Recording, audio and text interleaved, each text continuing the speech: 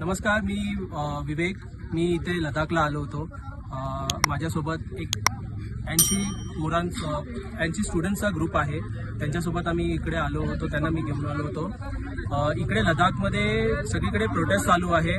गेले कालपासून इकडे सोनम वांगचुक सरांना पकडलं गेलं आहे.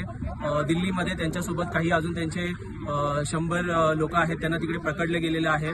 तर माझी रिक्वेस्ट आहे सीएम साहेबांना, सीएम एकनाथ शिंदे साहेबांना, अजित पवार साहेबांना आणि फडणवीस साहेबांना की कृपया करून आमची इकडे मदत करावी. इथे स्टुडंट्स अडकलेले आहेत, अजून काही भरपूर टुरिस्ट इथे अडकलेले आहेत.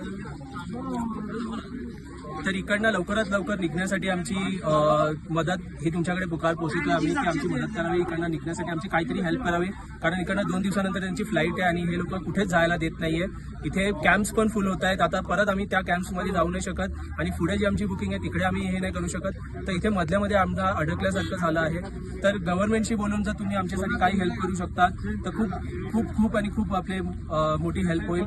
जरा सगळ्या स्टुडंट्सकडनं एक अराउंड 100 पोरं आहेत आपल्यासोबत.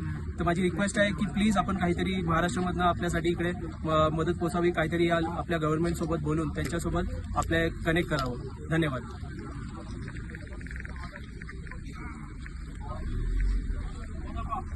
요즘